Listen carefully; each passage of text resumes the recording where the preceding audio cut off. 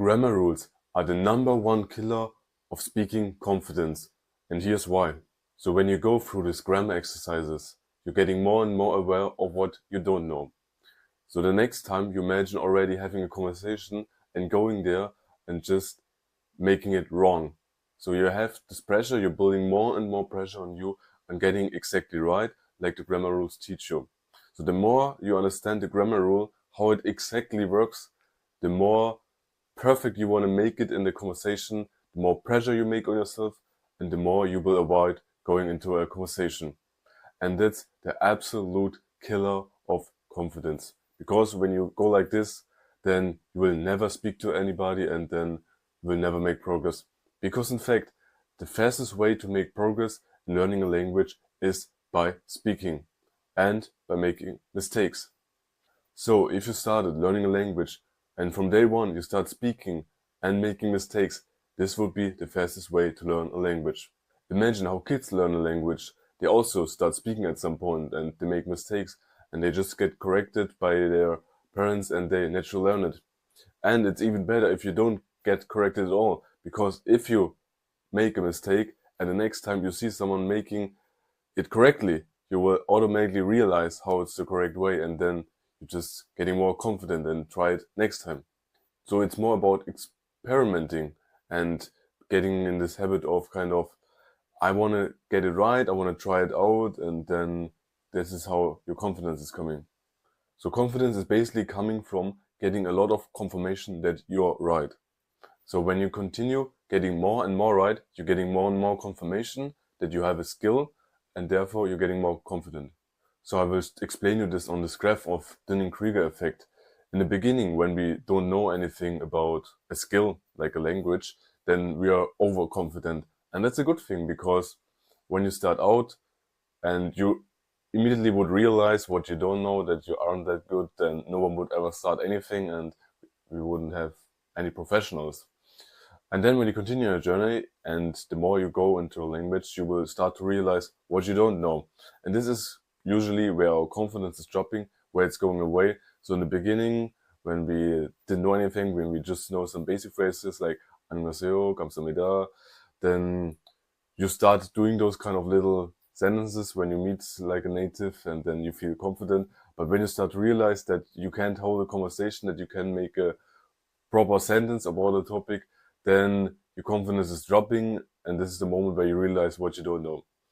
And then usually people give up on a skill, and this is not just in the language, this is that everywhere, that they give up, and at least people are then continuing, because then you know what you have to do and all the work, and then you have to go further, and then your skill is slowly increasing, and then you're getting more confident.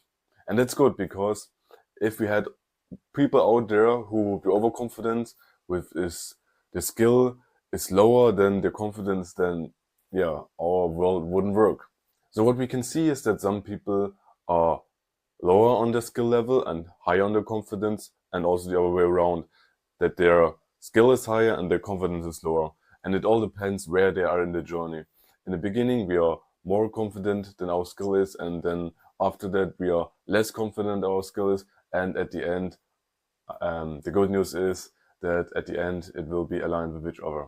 So I tried it myself when I was using my method that I will show you in a second, and I went back to grammar exercises. I suddenly lost my confidence. I was quite confident in speaking with natives, and then I went to grammar exercises, and then even the rules I kind of like already been using in my speaking style. Then when I was going through the grammar exercises and realized that I don't know really how this grammar rule works, my confidence rapidly dropped, and yeah, I was scared of speaking in a conversation. And the far better way to learn a language is by something called comprehensible input. This means that you surround yourself with a language, that you immerse yourself into a language. There's all ways of doing this, and I absolutely recommend TV shows, because you can train your ear, which is like the most barrier in the beginning, that you have to get used to the language, to the sound that you are starting to understand, native speaking, and this I'm going to show you now. So it's very easy. You go through a TV show like here Netflix, you play one dialogue. 제대로 해야지.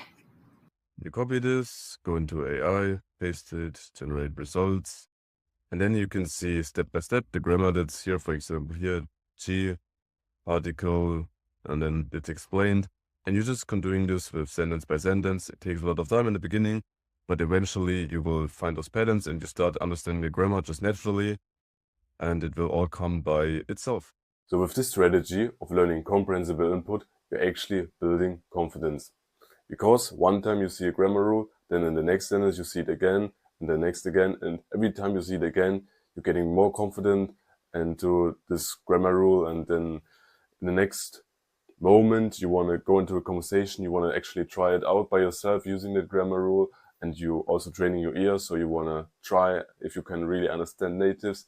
It's kind of like a child learns a language, yeah. You're more experimenting and you're more interested into that, and step by step you're feeling more confident and comfortable with it, and this is how it goes. So I hope you enjoyed this. I wish you a lot of fun with learning with comprehensible input. Subscribe to my channel, and I'll see you in the next one.